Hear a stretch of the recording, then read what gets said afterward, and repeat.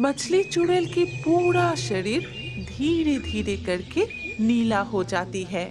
फिर वो एक सुंदर सी जलपरी बन जाती है।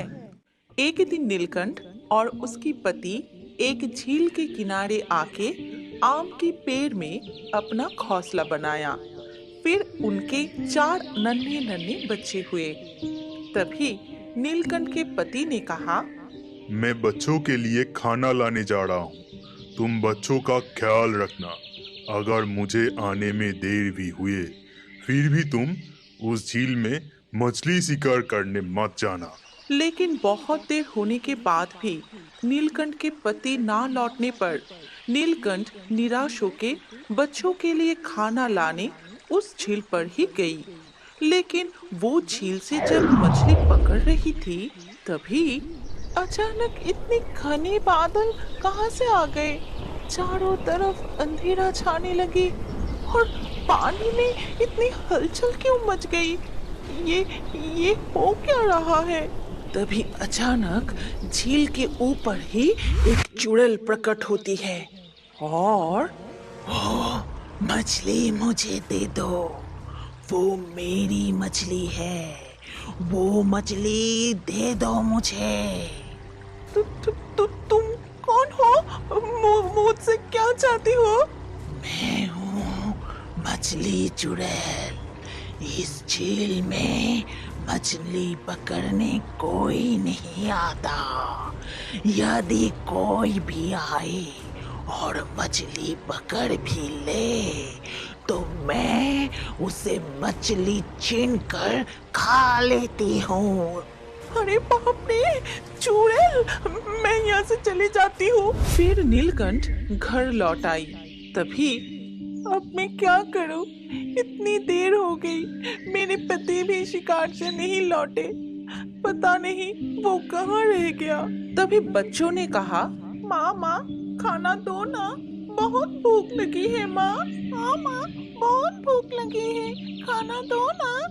नहीं, मैं नहीं डरूंगी, मुझे बच्चों के लिए खाना लाना ही होगा। फिर से नीलकंठ वहाँ जाती है और मछली पकड़ने लगती है। मैं जल्दी से मछली पकड़ के चली जाती हूँ, नहीं तो वो चुड़ैल फिर से आ जाएगी। लेकिन जब उसने मछली पकड़ी, तभी वो चुड़ैल फिर से आ गई। ओ मछली, मुझे दे दो, नहीं तो बाकी सब की तरह मैं तुझे भी खा जाऊंगी। नहीं नहीं, मुझे छोड़ दीजिए मछली चुड़ैल, मेरे बच्चे भूखे हैं। बच्चों के लिए मछली ले जाने दीजिए। मेरे पति भी मछली लाने गए थे, लेकिन अभी तक लौटे नहीं। अगर आपको मछली खाना है तो लीजिए, पहले आप मछली खाइए, फिर बच्चों के लिए लेकर जाऊंगी। नीलकंठ के मुंह से ऐसी बात सुन के चुड़ैल की आंखों में आंसू आ गई। फिर इससे पहले कोई मुझे कभी भी इस तरह मछली नहीं खिलाई। सब मुझसे डर के भाग जाते हैं, लेकिन आज से तुम मेरे दोस्त हो और मैं हमेशा तुम्हारी ख्याल रखूंगी। लेकिन तुम्हारे पति को मैंने नहीं खाई, पर मुझे असली राज पता है। मेरे पति के साथ क्या हुआ मछली चुड़ैल? तभी मछली चुड़ैल नीलकंठ को पूरी घटना बताई।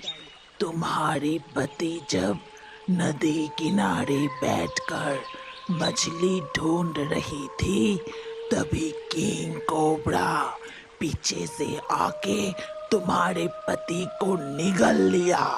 ये सुनकर नीलकंठ बहुत रोने लगी। फिर वो रोते रोते अपने घोंसले की तरफ चली गई। इसके कुछ दिन बाद जब नीलकंठ सो रही थी, तभी वहाँ किंग कोबरा आता है। अरे वाह, नीलकंठ और बच्चे सो रहे हैं।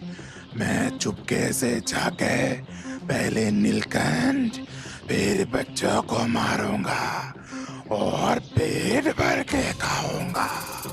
फिर किंग कोबरा नीलकंठ को काटने जाता है। तभी वहाँ चुड़ैल आ जाती है और किंग कोबरा को पकड़कर झील के किनारे ले आती है उसको सजा देने के लिए।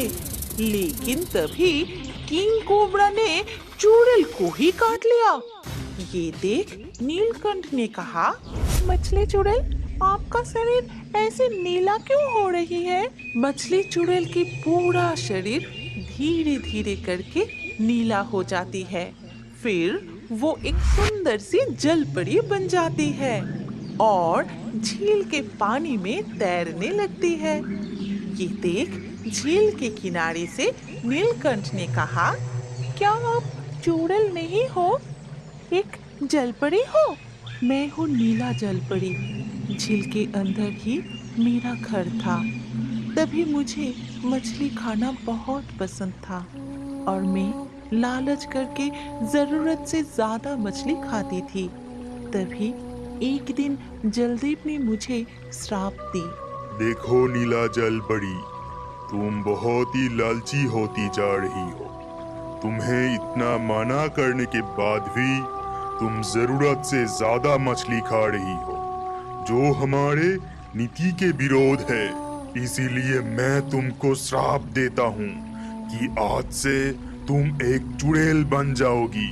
और मैं मछली चुड़ैल बन गई। मछली खाने के लिए तड़पती रही, लेकिन सांप के कटने से जहर के कारण मैं फिर से नीला हो गई। और तुम्हारी मदद करते समय ऐसा होने पर मुझे मुक्ति मिल गई। अब मैं फिर से जलपरी के रूप में पानी में रह पाऊंगी। इसके बाद नीला जलपरी पानी में चली जाती है, लेकिन नीलकंठ की हर मुसीबत में उसकी साथ देती